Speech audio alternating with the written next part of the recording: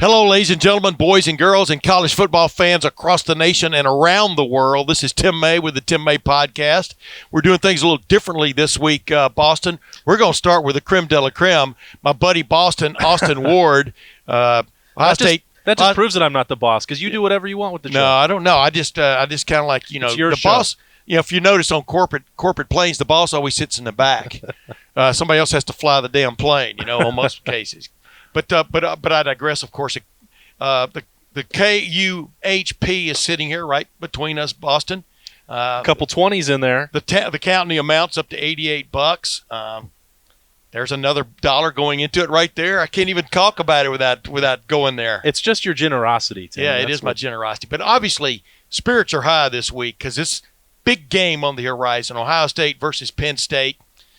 The second, what you'd call super big test for this Ohio State football team, coming off a 56-21 win at Rutgers on Saturday. I know you and the Glue Man and Jeremy Birmingham were there. I watched the thing via television, and there's another dollar for the cup.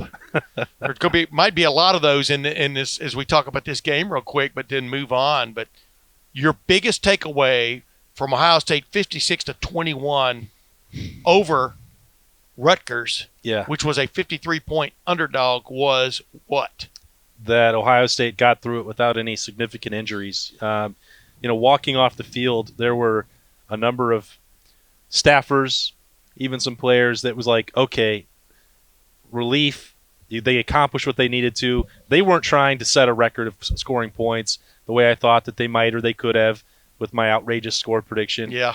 They wanted to get that game over with, and they finally acknowledged it and said it out loud as they were, packing up and heading for the bus and get on the plane home. They know what is coming on Saturday against Penn State. They know the rivalry game is looming after that, and assuming they've taken care of business on Saturday, what could be waiting in the Big Ten championship game? These are the games that they want to play for, and it was hard. I mean, if that's a letdown for Ohio State, which I think that it kind of was, there were no people in the stands. They knew that Rutgers couldn't match up with them. They took that 21-point lead in the blink of an eye, and then it was like, okay, just get out of the game, and they did that. And so I think the energy was not there. If anybody wants to look at that game and say that it applies to Penn State, it will not. I will say this: the energy was there early because obviously without the Garrett Wilson muffed punt, Ohio State does. Now my score prediction might have been within reach without that. Exactly. I know there. I understood. From keeping up with things, that there was a lot of action on Ohio State at that 53-point margin. People thought they'd win this thing by 80-0, and what goes around comes around with those spreads. Ohio State's now 8-2 against the spread. Still pretty darn good. We'll see where it goes this week, because let's just jump right into it real quick. Okay. There were some things that the first touchdown by Rutgers after that muff punt, that was a perfectly blocked play. As anybody watched is going to see my plays of the week this week. You're going to see Rutgers lined up, ran right off left tackle, touchdown. That looked like shades of last year with Ohio State's defense, and I'm sure they went to the sideline there and got a few things straightened out, because the defensive lineman got blown out of the path there, and the linebackers got caught up in the wash, and it was just like last year. Yeah, and I couldn't tell on first glimpse, and you'll break this down. Maybe you'll be able to crack the code if it was Tough Borland getting flowing too far to the left there. I'll sum it for you real quick. The two defensive linemen in there got blown out of their gaps. Yeah, and so it's like I was instantly getting feedback that it was a Tough Borland thing from last year. Pete Warner maybe didn't fill the hole. And I don't know. Like, you're going to have a better insight on that when you break it down again. Well, blockers got out on those two guys too.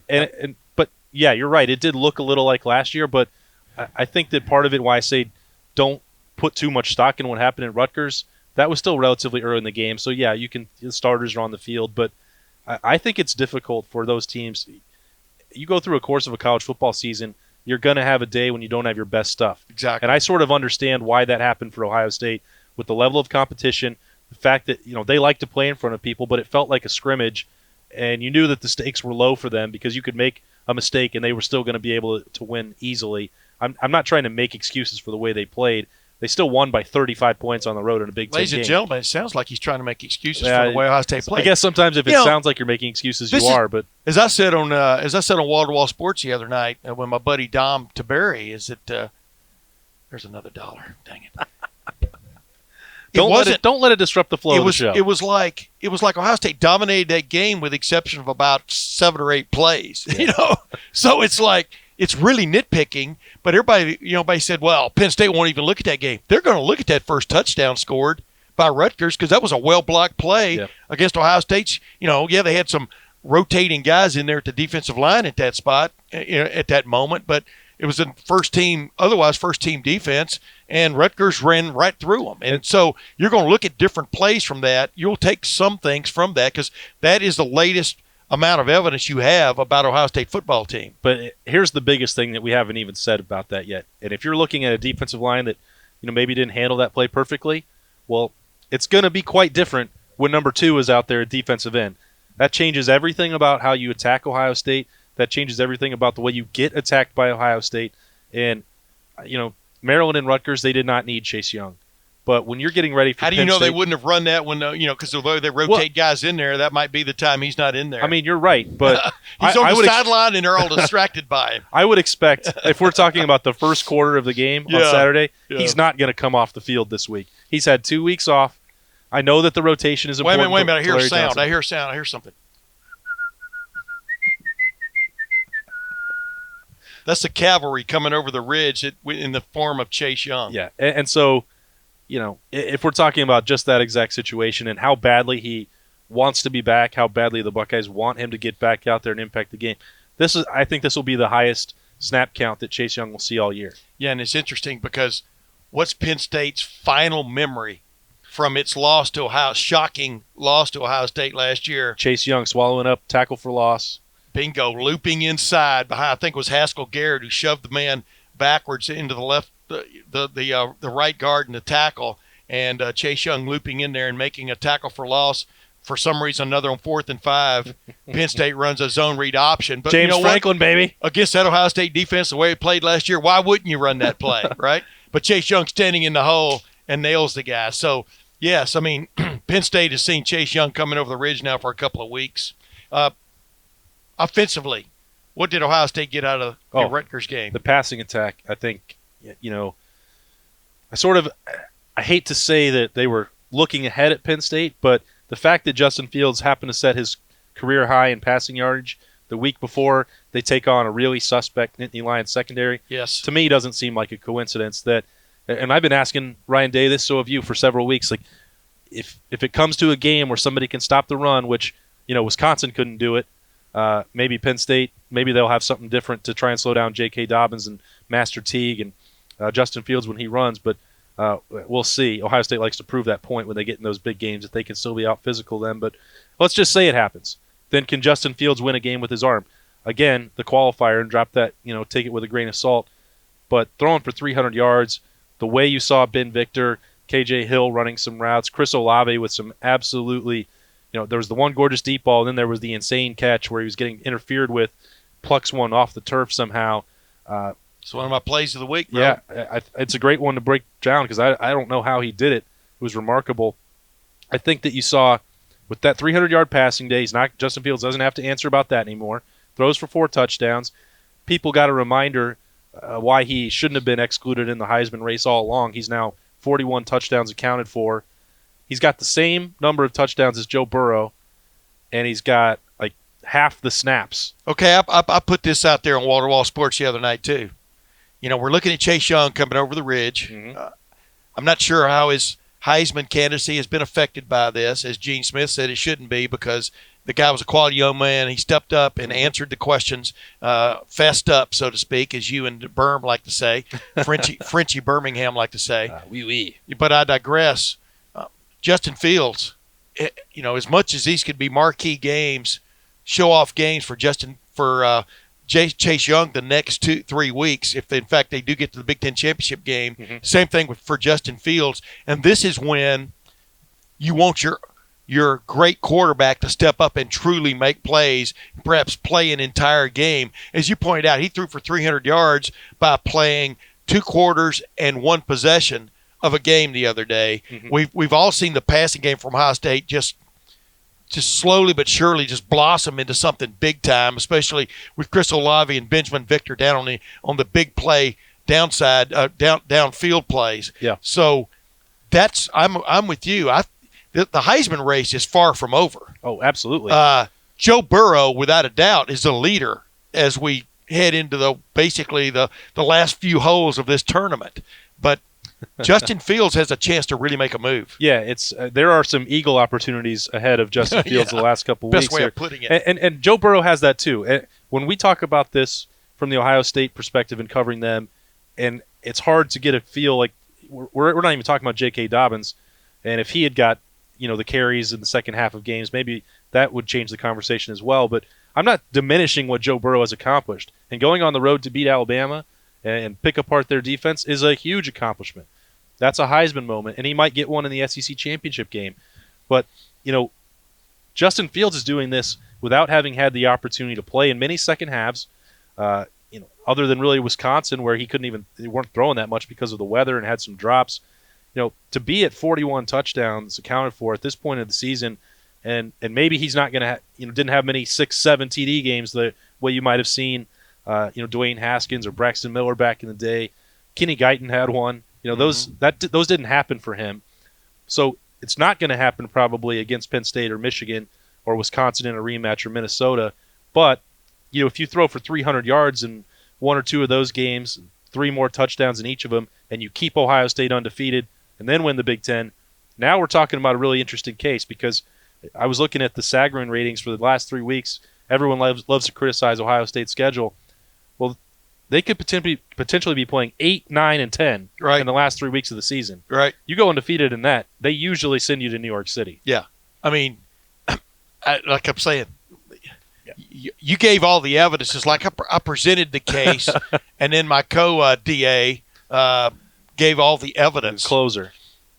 I mean, bottom line is you're exactly right. And you look at J.K. Dobbins, the way they've been able to keep him fresh the last couple of weeks.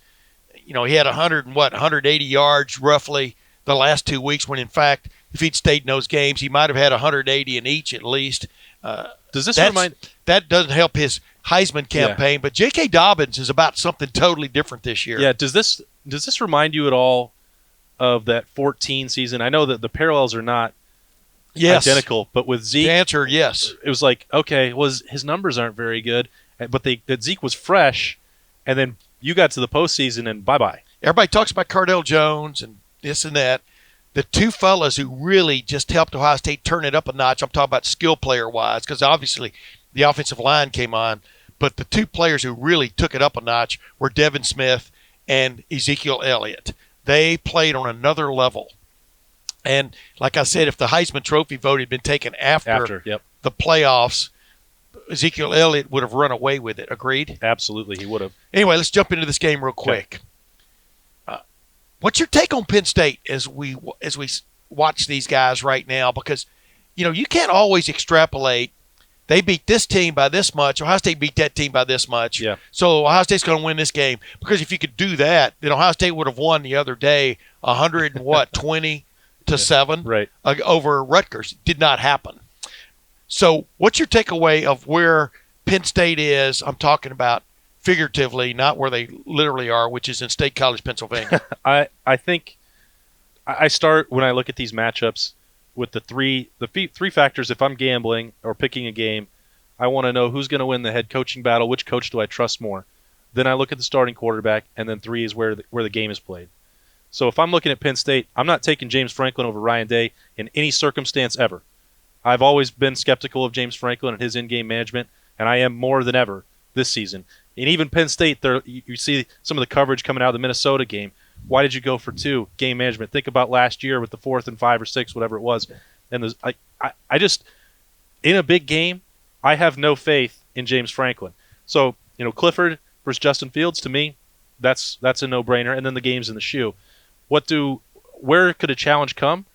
I think that rush defense is probably salty enough to create some problems for Ohio State. We'll see. But that was the expectation before the Wisconsin game. I think they're going to struggle mightily on offense to block Chase Young, who's going to be a man-possessed. Devon Hamilton, he added another one, Tim. You wrote about him last week. 4 sacks in the last 3 games. It's not just that Chase Young is doing it. With Hamilton and Cornell inside, that creates a lot of problems. you hope that a quarterback like, Trace McSorley, it used to be, well, he can extend plays and create problems. Well, if you have those two defensive tackles that are taking away your pocket in 2 seconds and they're athletic enough to run you down, that I think advantage is negated. Troublesome a little bit, though, coming out of that Rutgers game, too, was you knew going in that Johnny Langan was going to run as much as he was going to throw. Yeah. He had some success running. I'm talking about Rutgers quarterback. There were just these little troubling things there that you saw leaks. If it was on a boat, you'd have the sump pump running, as opposed to you weren't be bailing like it was last year. But whereas the sump pump hadn't been running that much this year, it was running on that defense occasionally on Saturday. Yeah, I don't think you're ever truly going to if you have a mobile quarterback, I don't think you're ever going to truly stop him from getting some yards in a game. That's why I'm bringing it up, because Sean Clifford has shown he can run a little bit. Yeah. Run a lot, actually, the kid from Xavier High School in Cincinnati, and it's a big coming home sort of moment for him. I mean, I think he is a legitimate weapon. With Hamler getting banged up, though, that's a big one. Wow. You just kind of go, where do they go? Because I see Ohio State's defense kind of holding sway in a situation without Hamler, because I keep remembering like it was 5 minutes ago or 5 seconds ago, Penn State had a first down on its own 5-yard line just before halftime. All you're saying to yourself is somebody better cover KJ Hamler here.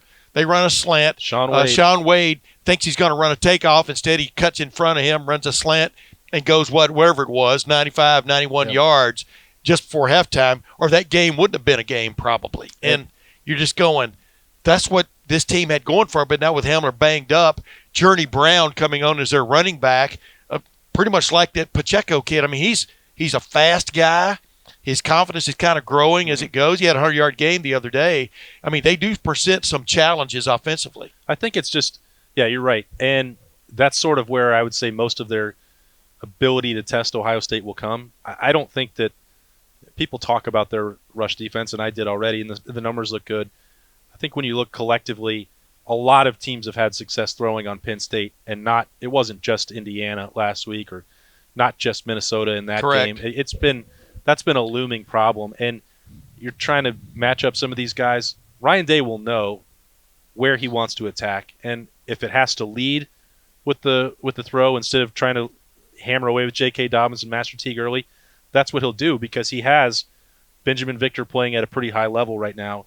You have K.J. Hill, one of the more consistent guys that Ohio State's had in ever. He might finish as the most productive. He might be vying for the most consistent because he's zeroing in on a couple of records. Big-time records. And so, Garrett Wilson, they're using him more in the passing attack. He obviously is going to be upset a little on the practice field this week about the costly turnover. My man Jameson Williams had a couple of chances there the other day. Those were big chances, too. And deep ball, and then one that should have been a first down. Yeah, but I mean, the thing is, these things keep coming on, but you never know if they're going to click or not. You kind of run that airplane out there. Is it going to take off? We'll see. But, you getting back to what you're talking about, too, is this is what Ohio State – I'm going to write about this week if I get permission from Boston. Ohio State has answers offensively. I've said that all along this season. And like General Norman Schwarzkopf, Iraq, soldiers had built these big, huge lines there in Kuwait awaiting the United States assault. So what do the United States and its allies do? They went around and went to the air game, and Iraq had no answer. So that's the thing about this Ohio State allied approach is – it has the air game. Yeah. And unless it's just really inclement on Saturday, which is going to be like chilly, fairly chilly. It's November in the Big Ten. It's not going to be perfect. Possibility of a little bit of dampness, but Ohio State just has answers. Yeah, and I feel the same way about what Jeff Hafley and Greg Madison have done. The responses that they've been able to make and improvements with the linebackers and the secondary. When we talk about Clifford running around, I mean, Malik Harrison looks so much more aware out there. Yeah. I was breaking this down with Zach Boren for Buckeye Q this week, and he's a different player. I mentioned Tuff Borland and Pete Warner on that touchdown early, but you look at the 10-game resume there, those guys are different players. We'll see what happens. I don't know if Baron Browning's going to be back. I think that sort of core muscle injury could linger for him throughout the rest of the year. Hey, it's nothing to laugh at. No, it's not. And the same, Jonathan Cooper, with the high ankle sprain, Ohio State has been very cautious with him for a good reason. And I'm not saying that what happened to Alabama and Tua Tagovailoa is, reflective of that. But those guys had the same surgery. Yeah. I know that you can have different severity and whatever, but that's one reason why Ohio State's been so careful. Now, the hip is not the ankle. I'm not saying that maybe I shouldn't draw a parallel, but No. But if you're limited with your movement and you're not the same player, you maybe shouldn't be out there. And so I don't know if that's going to be a decision that Ohio State makes this week with Cooper, because we know he desperately wants to be on the field. Yeah. Here's the thing they're missing with Jonathan Cooper or anything else. He plays that strong side defensive end, and the guy takes on the tight end, sometimes a double team block, and that's what you've seen these other guys fill in extremely well. But that's what you're missing. That's why they can throw Jayshon Cornell out there on occasion if they need to, just to get a forced front, and throw another one of those defensive tackles like B.B. Landers or Tommy Togiai into the mix, or Haskell Garrett along with Devon Hamilton. But that's what you miss when it's these games where you have like on like. I'm talking about from a talent standpoint. Mm-hmm. So you got to figure Jonathan Cooper, if he can play, he's going to play the next 3 weeks. And you can't say that Ohio State is not a little bit concerned about that with Cooper as they try to chase the national championship and the competition gets better, because 2 weeks ago, when Browning tried to give it a go against Maryland, he was lined up at defensive end. Ohio State had moved Rashad Berry or turned him into a two-way player, lined him up at defensive end, and sometimes a little three technique could be possible for him. And on Saturday at Rutgers, they had Cade Stover, the true freshman, moving up from linebacker to get reps at defensive end. So it's not... He's on that Sam Hubbard track. Yeah, I think that he's going to be phenomenal there. He kind of resisted that initially. Berman, I walked down the tunnel, that really long, bizarre tunnel at Rutgers, with Cade after the game. I saw his carry bag. It said linebacker. I said, Cade, you're going to need a new duffel bag. And he said, I hope so. Yeah. When he got to Ohio State, he wanted to play linebacker. Yeah, I think he now sees where the money might be for him down the road. And that Hubbard transition, that's a good... Not just money, but opportunity. Yeah, that's early opportunity. That's a really good comparison for him. You're right. And so that's his fourth game. So I don't know if Ohio State is going to be willing to let him go the rest of the year. I think the ideal plan for him was a redshirt. But my point was, they're not just like, okay, we're going to go with Smith and Harrison at defensive end and everything's going to be fine. I think they're planning just in case Cooper can't do it. Yeah, they're mixing and matching. Get the best guy on the field for the situation. And Cade Stover is a different player now than he was 3 months ago. Absolutely that's a profound statement, ladies and gentlemen, I just made. But you follow my drift. Some of these guys are coming on. Zach Harrison's coming on. So we'll see where it goes. Hey, well, always, Boston, it's a pleasure. Hey, and thank you for having me. I always keep my eye on this up when you're sitting here, because this is starting to stack up a little bit. You never know who's going to grab it and run with it like a Heisman Trophy pose. Where am I going to go? I know exactly. You know where to find me every day. We've been sitting together in the... You're going to get to the locked door. For 8 years. I know, exactly. Hey, did you happen to take that cup full of $88 yesterday? What cup? I don't know. Yeah. Well, we're downtown here, so you never know you never know what elements you're going to run into as you leave. But yeah, always a pleasure, Boston. I appreciate it, man. We're going to be back in a moment. Going to break down 3 plays. It's going to be quick, but 3 plays from the Ohio State Rutgers game headed into the Ohio State Penn State game. And then I'm going to have one of my best friends on. He also happens to be one of the great analysts out there, pundits, whatever you want to call him, Dave Jones from Pennsylvania. He's been covering Penn State for a long time. He's got Ohio State in his blood, though. He grew up here in Columbus, and he always has pithy observations, not just about Ohio State, but about Penn State. But we'll be back in just a moment. Hey, college football fans, it's Zach Bourne here. You need to check out BetDSI.com. BetDSI is a great way to use your sports knowledge to make some extra cash. That's right. BetDSI is the top-rated online sportsbook. They've been paying winners for over 20 years. The reason they've been around that long is because they have got the fastest payouts in the industry. Plus, the user interface and mobile site is the best in the business. Play, win, and get paid. It's that simple. It doesn't matter if it's college football, the NFL, NBA, NHL, UFC, esports, reality TV, virtually anything. You can bet it You can bet on it at betdsi.com and get paid right now. There's no better way to add some excitement to games that you already are watching. Check out their live betting, where you can bet on games throughout the entire matchup, every play, and every minute until the end. BetDSI has a special deal for Lettermen Row fans. Use the promo code ROW100 to get a 100% bonus match. That's more than double. That's right, more than double your money to start winning today. Once again, go to betdsi.com and use promo code ROW100 and get this limited 100% bonus offer to make some extra cash on the sports you know and love. BetDSI promo code ROW100. Now back to the show.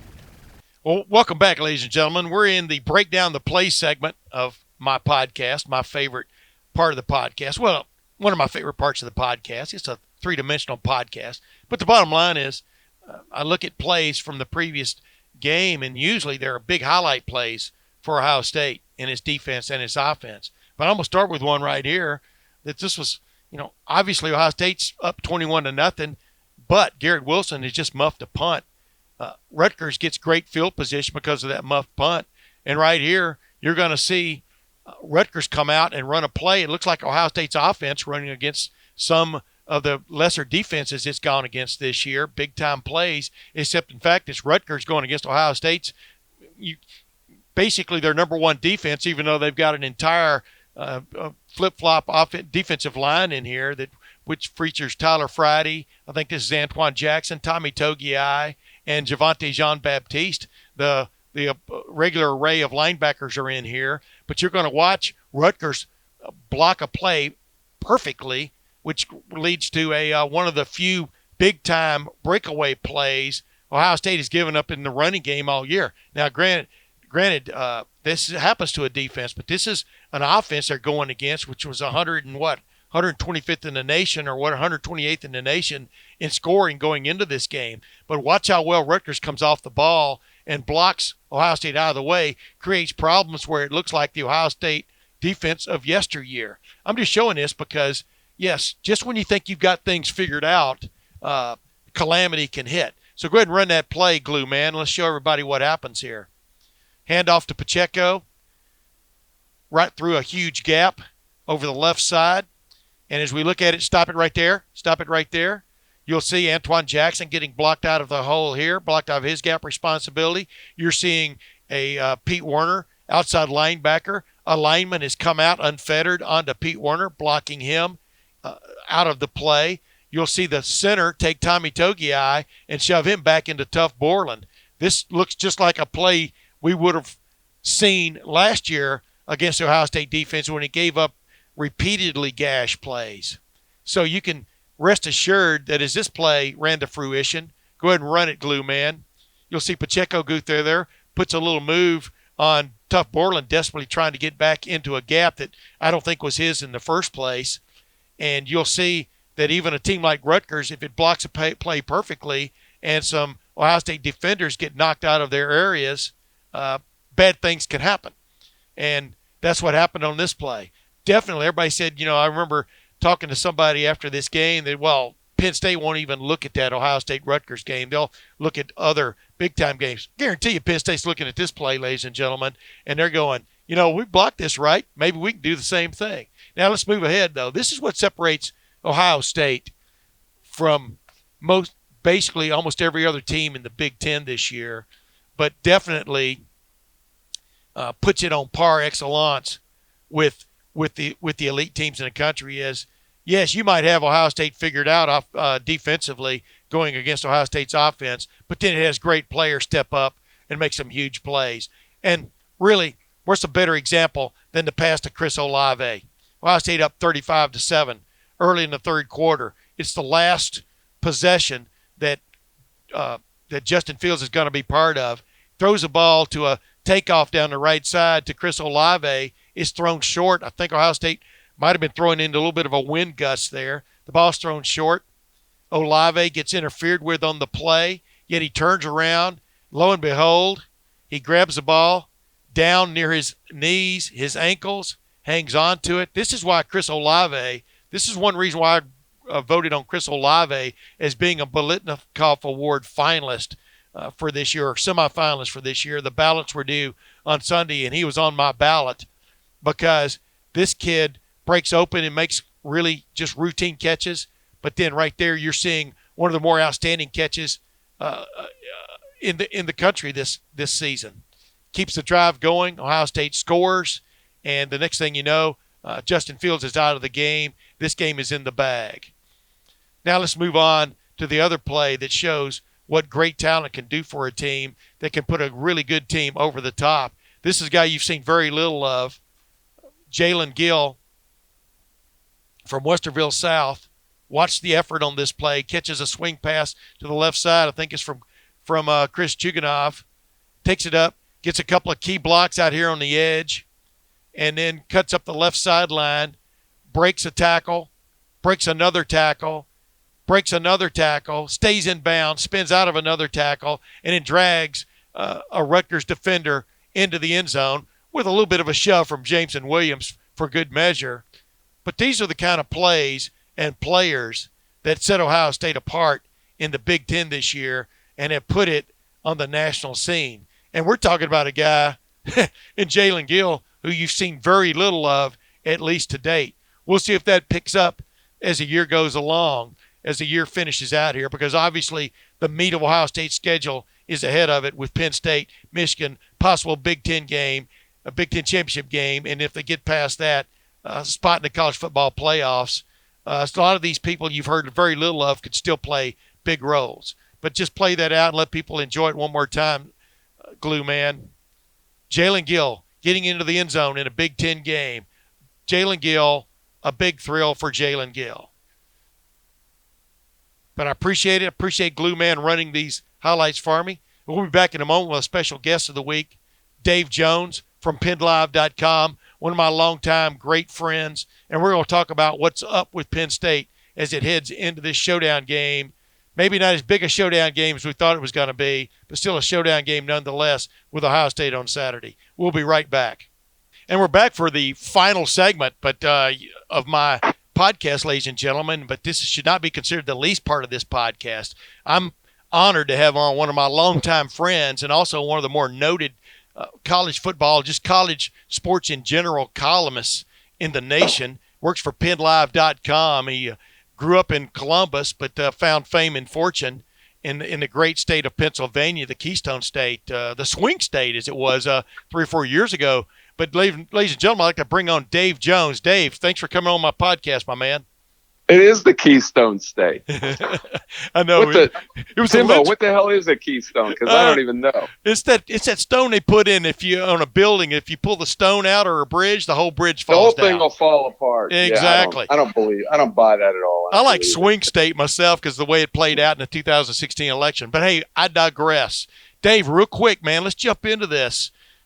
2 weeks ago, Penn State was the number 4 team in the country according to college football playoff experts, the guys, the committeemen. Where does Penn State stand now, in your opinion? Are they worthy of still being considered one of the elite teams in the country? Is that Condoleezza Rice still doing that? Nah, she's not on it anymore. No. Well, she knew more than some of those other guys. Yeah. Well, look, I am I felt a lot better about them probably after the Iowa game. Their defense kind of has fallen apart a little bit. Their back four does not look good. They've kind of gotten strafed by not only Indiana but Minnesota. Yeah, and those are good, savvy quarterbacks. But I mean, they're not the guy at Ohio State. You know what I mean? Yes. God, I get around you, I start talking like you. You know what I mean? Yeah, I know. Exactly. Rubs off. Well, I'm a mimic. I would be worried about every level of their defense at this point where I'm a Penn State fan, and I think all Penn State fans are coming into this game. Their pass rush has a lot of big numbers. I think they got 33 sacks, but they're not. A lot of those are late in the game. I'm talking about late in the pass. They're not getting real good pressure with 4 on the quarterback. And, if Justin Fields gets time, it's over. On the other hand, their run defense has been the one part of the defense that is hung in there. It's hung in there. They had to go. I can't remember how many plays Michigan had. Michigan, I don't know if you watched that game, Michigan-Penn State, but Michigan owned the last 2.5 quarters. Yes. And they all controlled, and they Bo Schembechlered that game to death. And Sharkface, I think, was really enjoying it. But they didn't quite win at the end, but you felt like almost Michigan won the game. That seemed to me like the start of a trend, a negative trend for Penn State. They won the game, they pulled it out, but I don't think their defense has been the same. The defense has been on the field a lot, but they're still the best in the nation, yards per carry in the nation. I think it's 2.21, something like that. I can't remember. Yes. You're close. Bottom line is, you see the matchups just like I do in this one, and you just touched on what I thought is the key matchup. They got to pressure Fields, right, Jimbo? Right, because Ohio State's passing game. I mean, Fields threw for 300 yards. Yes, it was against Rutgers, but he did it in 2 quarters and a series, and that was his season high. And the point is, who knows how many 300-yard passing games he could have had at this moment if, in fact, Ohio State had not refound its running game this year with J.K. Dobbins and Master Teague III. See, I think if they don't at least get a draw at scrimmage with Teague and Dobbins running behind those guys. See, I think, and I've thought all year, when I go back, I watch more Big Ten football, I think, than anybody in the country because I have to. I do this power poll I just got done with last night at 2 a.m. and I watch video of every single game at least 10 or 15 minutes, and a lot of times I'll watch a whole game. I mean, I felt like I needed to watch Iowa, Minnesota, so I watched the whole thing. You and I ought to get a bachelor pad, just you and I. Our wives would probably hate it. Yeah, that'd be really scary, dude. But I do that all the time. I watch football all night. I mean, just like because I love it. I love Phil Steele. Yeah. Phil Steele with his 6 TVs. Phil's a freak. Freak. You and Phil have a lot more in common than we do. Well, you could get together a lot easier too. I think our sense of humor is more in line, you and I, but than I would be with Phil Steele. Yeah. But the bottom line is, like you're saying, I mean, Ohio State looks like a well-rounded, serious football team, despite giving up 21 points to Rutgers the other day. Wait, what I was going to say is, I think the seed of this team's their excellence is about that offensive line. Yeah, I mean, they are really, really, really good. I remember going back and forth on one play. I think Dobbins scored from like 68 or something against Michigan State, 63. Yeah. Does that make sense? Something like that. And they were just about to pry the game open. Michigan State was a good defense early in the season. Yes. I thought they were the best defense in the league.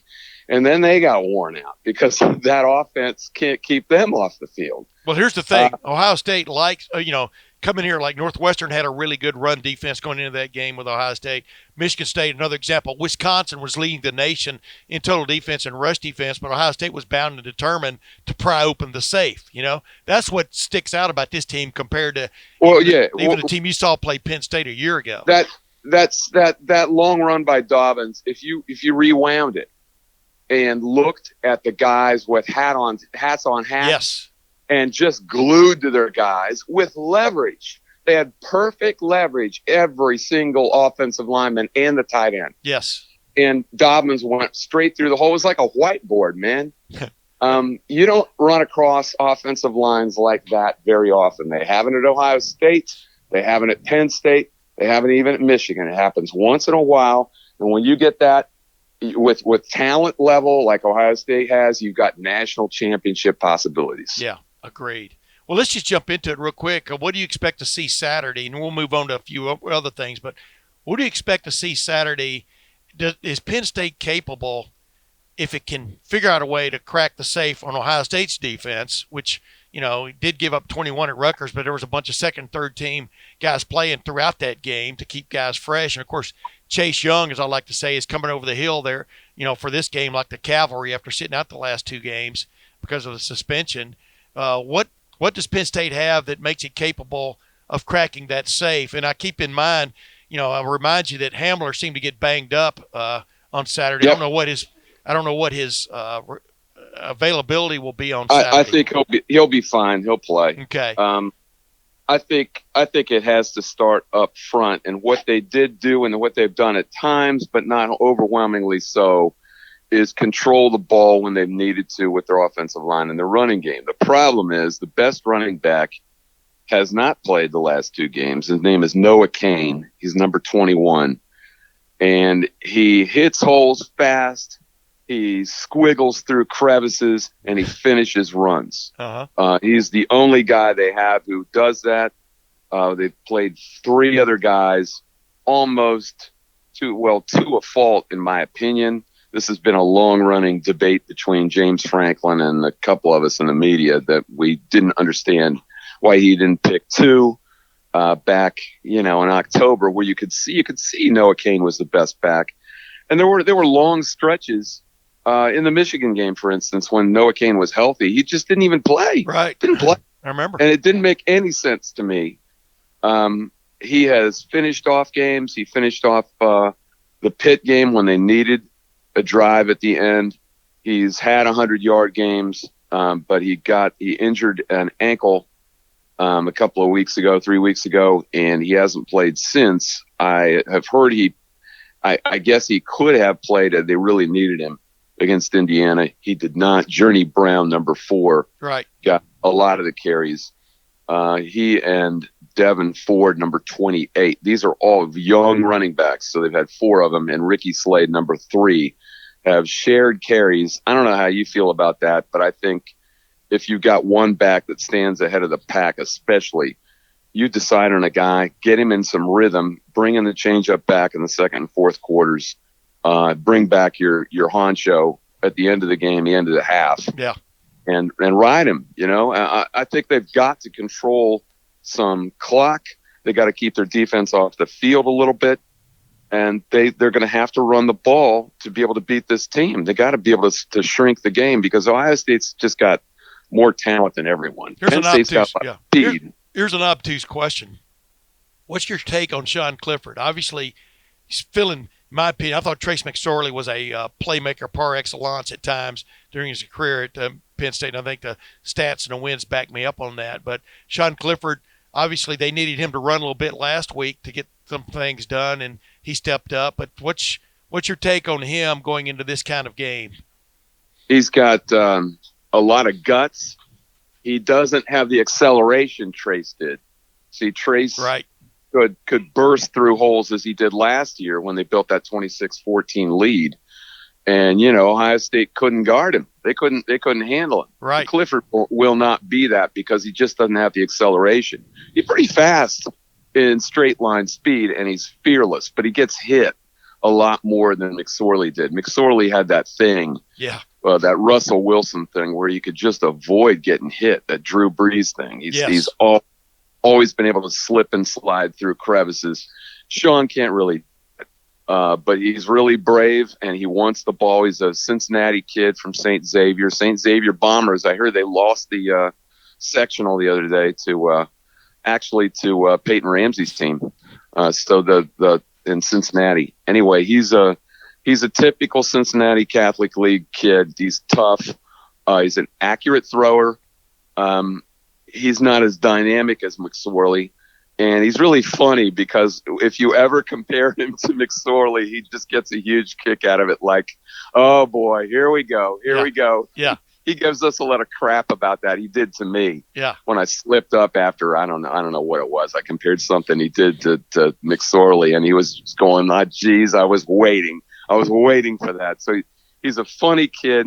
He's got a lot of personality, and he is not afraid. He will not go in there and be shy in the shoe. Oh yeah, he's coming home too. I mean, come home state. I mean, it's like a moment. Hey. It's funny, though, Timbo. I mean, Cincinnati has never really been an Ohio State area. I knew you were going to go there. I knew you were going to go there. Meyer helped a little bit, right? Yeah. But it's funny how it's closer to Columbus than Cleveland is, but Cleveland's much more of an Ohio State area, right? Yeah, I can get to Xavier from my house, Cincinnati St. Xavier, in 85 minutes.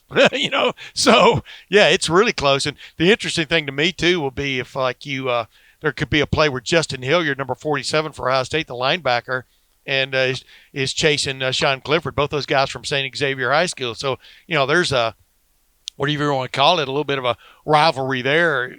I mean, clearly Ohio State has gotten some players out of Cincinnati, especially since Urban Meyer showed up again. Hey, three quarterbacks the last 2 weeks. Exactly. The Minnesota quarterback, the Indiana quarterback, the Penn State quarterback, all from Cincinnati. Exactly. Here's Tanner Morgan sitting right out there with Minnesota, man. It's crazy. Mm-hmm. Man, just think if P.J. Fleck hadn't run on the field, how that game might have changed the other day. Oh, my goodness. But that was a dead ball foul, It wouldn't have changed anything. No. It was a dead ball foul. Yeah, but there was a foul on. They were both after the whistle. Oh, they were both after the whistle. Okay. Yeah, I thought there was a foul. I thought there was a foul on Iowa. Okay. Yeah, that's what Chip Scoggins wrote. They were both after the whistle, so it was. I didn't realize that. Okay. Yeah. I thought. Yeah. Why else would the? Yeah. You're exactly right. You would have played the down over if, in fact, it had been anything other than that. Right. So I knew the Fleck thing was after. Yeah. Well, anyway, real quick, let's jump into this real quick. So what do you expect to see Saturday? I mean, what's your take on this game? Obviously it's a big national, it's being promoted as a big national showdown game, been tarnished a little bit by a lot, really, by Penn State losing at Minnesota. But what do you expect to see Saturday? I just don't see a pathway for Penn State to win the game. And you always play the games and see. And there have been other years where I would string a couple of ifs together when Penn State had deficient teams compared to Ohio State because I felt like Ohio State had weaknesses. Yeah. I really don't know where Ohio State's weakness is this year. I just don't. I mean, where would it be? Well, that's usually you get the last unit, you get two of the six as the DBs. Hell, they're the best. Might be the best of all of Ohio State's units. Yeah. I don't know where Ohio State does not have at least a draw and maybe a big advantage. Like I said, I think Ricky Ronnie, the Penn State offensive coordinator, has been hard to game, so to speak. You can't really tell what he'll do no matter what game score situation. It doesn't really seem to matter. People have compared him to a kid playing Madden. Yeah. I had a reader say that he envisioned a big like a Wheel of Fortune wheel with every third square that just says, just go ahead and chuck it deep. It's just spinning in his head at all times, right? Yeah. No, I wouldn't say that. I thought he had a pretty good game at Minnesota. Yeah. I didn't think he was the problem overall. Yeah. But he is prone to putting Clifford back there in some situations where I think they'd be better served trying to run the ball. Well, he must have read Tim May book. He must have read the Tim May book because the Tim May book has a chapter, when in doubt, air it out. Just you were Daryl LaMonica, huh? Yeah, there you go, man. The Raiders. Yeah. But yeah. We don't take what we're given. We take what we want. Exactly. Back in the good old days, anyway. Hey, well, real quick, Dave, I want to touch on this too. In your mind, is this more of a referendum game for Penn State or Ohio State? If you follow my drift there, do you sense there is greatness here in this Ohio State team? Like I said, you grew up here in Columbus. You know what Ohio State football is all about. You knew Woody Hayes just like I did. I sold Coca-Colas at Ohio Stadium, boy. Bingo. So now, when I was 14, 13, I watched Cliff Branch run around there. Bingo. So where do you put this Ohio State team and the teams you've seen live and then a lot on television over the last several years? But where does this team kind of fit, you think? It's spooky, Timbo. How similar this situation reminds me of when I was 12, growing up and cutting out the Columbus Dispatch Sunday section, all the different stories and the pictures. Photos, yeah. And taping them, scotch taping them on big cardboard that my mom gave me every week. and they never lost. They never won a game by fewer than 27 points. Yeah. They were just killing everybody, like this team. And then exactly 50 years ago, yes, 1969. That's what this team reminds me of. And I think the schedule is kind of slanting in that direction. And I never, ever would have said this until a couple of weeks ago. It occurred to me, and I'm thinking, man, oh man, this team is going to have 12 weeks of people telling them how wonderful they are. They're going to play Maryland and then Rutgers and kind of fall asleep. Then they're going to wake up for Penn State. They're going to beat them up, and they're really going to think they're wonderful. Yeah. And meanwhile, what I'm watching in Ann Arbor is something I didn't think I'd see under Jim Harbaugh.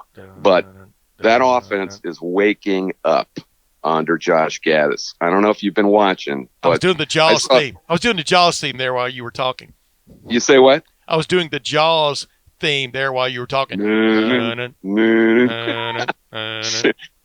Timbo, he's the most remorseless killer in this city. Yes, he is. And hey, speaking of remorseless, you talk about desperate. I mean, they're going to be running into a ridiculous situation next week in Ann Arbor. Yeah, here's the thing. I mean, agree. Maybe Penn State can win the game. I don't expect it.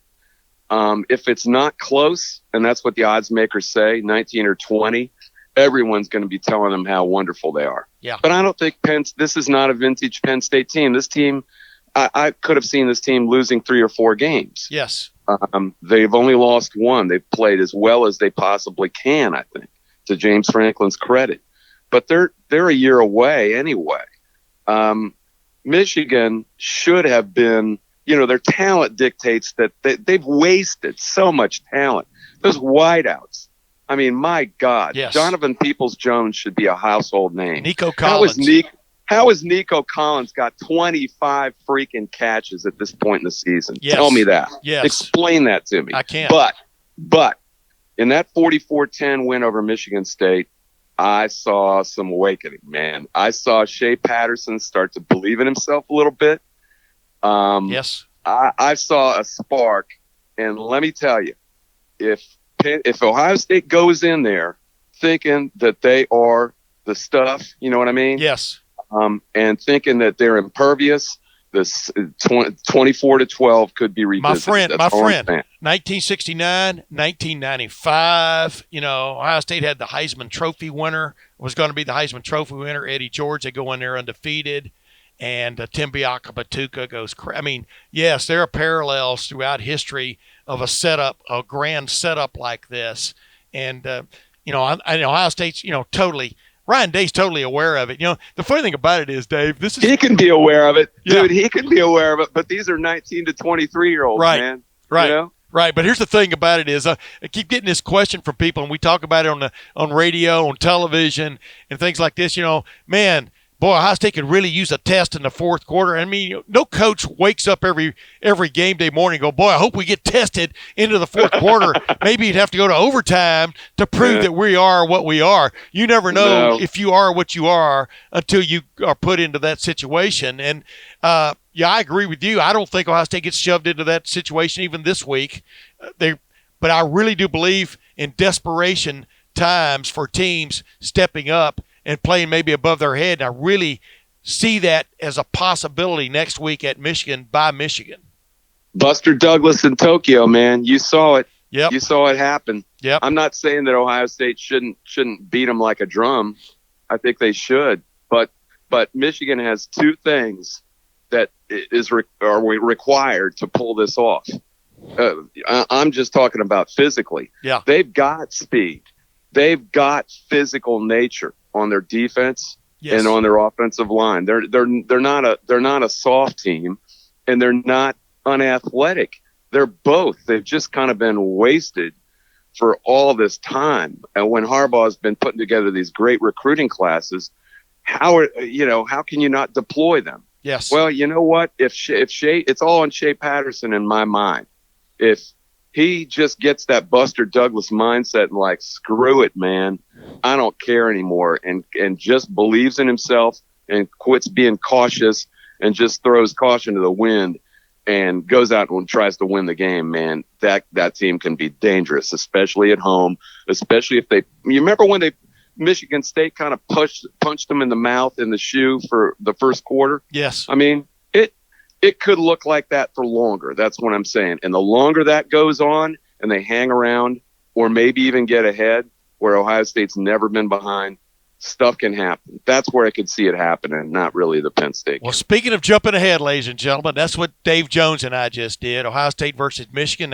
You got to wait on that one. You got to wait till after you have Thanksgiving dinner to really take that one in. I really think the difference this week, Dave, is the return of Chase Young is going to be a real deal that Penn State will have to deal with. And I agree with you. I think on paper, this looks like Ohio State should win comfortably, maybe not in rout fashion, but comfortably, unless they, step on their own feet. And they did that. I think it'll look a lot like the Michigan State game. Yeah. When Michigan State was a better team. Yeah. I mean, Penn State's got quality players. This isn't like last week, at Rutgers or against Maryland. Penn State's got a quality roster. It's not quite there compared to what it's been, the last previous couple of years. But Dave, we're going to have you on again because you know how much you and I shoot the bull on the telephone. We ought to record those sessions as possible podcast sessions because neither one of us curse. And then we have just great, great conversations. But I definitely want to have you on again if you're willing. No, man. People don't know. Sometimes we probably talk, 3 times a year? Yeah. And whenever we get on the phone, we can't get rid of each other. Yeah. Because it's like, hey, you remember this? Hey, you remember 40 that? minutes. Yeah. Yeah. It's a free-for-all. We ought to have callers come in and then throw them off the air. I just like the depth. I've always liked the depth you go to, and you're opinionated. I don't always agree with your opinion, but your opinion is based on study, fact, etc. You're not just throwing stuff into the wind, and that's what I've always appreciated by you and then your ability to put it on paper, man. You're par excellence when it comes to column writing, and people who've never discovered you should discover you because I've always said this. You're one of my favorite guys to read out there. But Dave, I really truly appreciate you coming on, my man. Timbo, I don't always agree with you either, but I'll fight to the death. Your right to express your opinion. That's this reporter's opinion. Well, thank you very much, Woody. I appreciate it. Jimmy Crum. I know, man. But I thought more people know Woody than Jimmy. Ladies and gentlemen, that's Dave Jones, one of my favorite people in the entire world.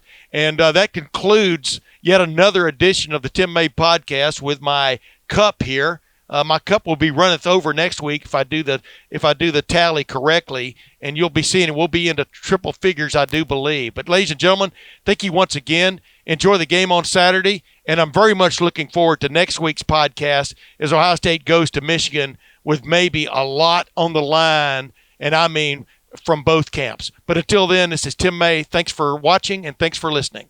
Thanks for watching. Subscribe below to get the latest videos from Lettermen Row. We got Letterman Live, we've got the practice report, we got rapid reaction. Hey, and we got Buckeye IQ with Zach Bourne. For sure. We got recruiting breakdowns with Berm. We got whatever you need. Ohio State football and Ohio State athletics, we've got you covered here at Lettermen Row.